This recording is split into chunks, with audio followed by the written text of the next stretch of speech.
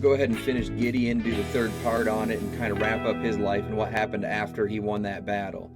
He killed the generals of the invading armies, but then he went after the kings of those armies. And he goes to this city called Sukkoth, and he says, "Hey, we need bread. We're hungry. We've been fighting."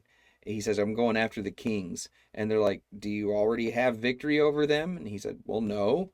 They said, "Okay, well, get on out of here then. We're not feeding you. You're 300 men." And so he says, "Listen, when I come back victorious, I'm going to come back here. I'm going to gather some briars and thorns out of the wilderness, and I'm going to teach you guys a lesson with them." And so he leaves. He goes to the next city, which is called Penuel, and he's like, "Hey, we need bread." And they're like, "No." They treated him the same way. He says, "When I come back here victorious, I'm going to tear your tower down, your lookout tower, your safety, your security."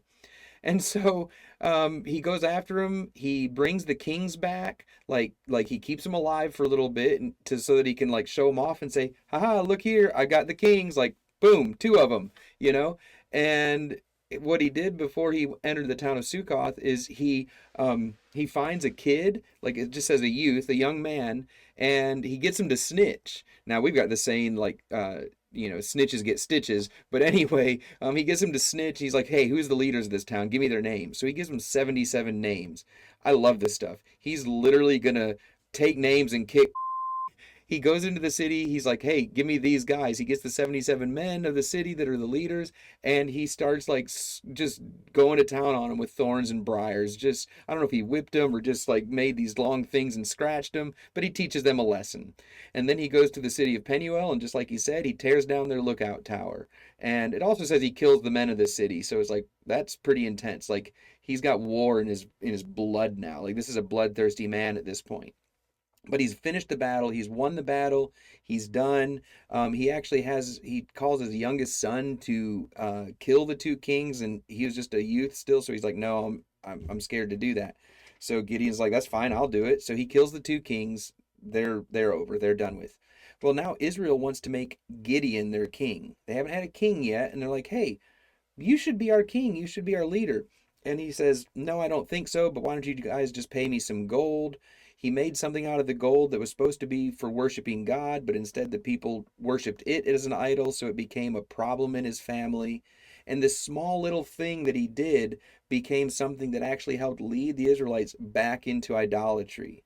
Because he allowed one little area of idolatry to persist, it became an ongoing and a growing problem in Israel.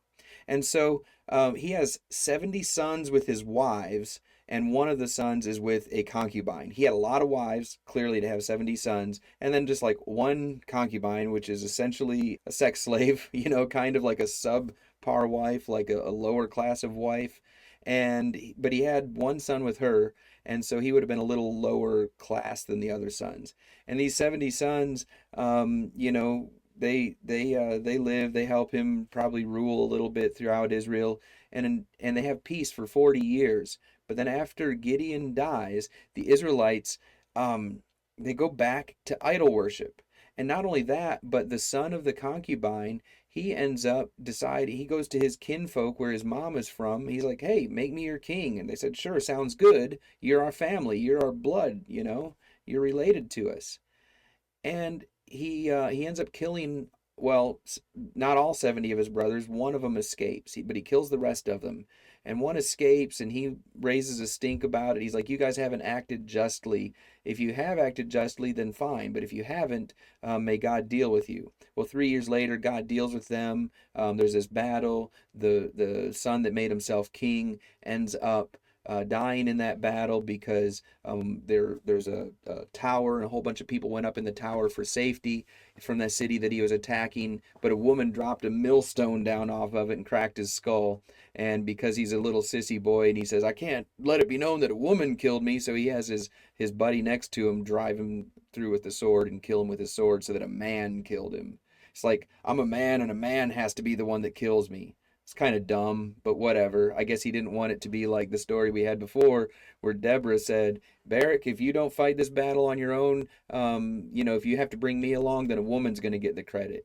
And it was a woman who hammered a tent peg through the invading army captain general guy Sisera through his head and killed him. I guess this son of Gideon didn't want it to be known that a woman killed him. And so this kingdom doesn't last, but the people have still fallen back into idolatry. They're worshiping one of the Baals, and it's just a mess all over again. I think the big lesson that we have in this part of Gideon's story is the same thing that we found with Joshua. Moses had led the people faithfully. He had trained up Joshua as his servant and disciple so that Joshua would lead the people faithfully. But Joshua didn't raise up a leader after him who would faithfully lead the people of God to follow God and worship God. We're always just one generation away from falling away from God and from the things that He intends for us. So I take discipleship seriously. We all have to be training up the next generation of godly leaders who will step up and call us to holiness and to righteousness. And in a time in our country, especially, where a lot of people are falling into this weird idolatry that I won't get into right now, but they're abandoning the teachings of God and they're siding with the idolatry and even the demonic teachings of the world, and they're the ones that are leading the people. I have a fear that our next generation is going to fall away from God more severely than what we've seen right now. So, what it's going to take is that God is going to raise up people that will stand firm in the truth, that they'll stand firm in leading others to worship the God of the Bible according to the Bible, according to how God has showed us to worship Him. So may we always be vigilant against sliding and slipping back into idolatry.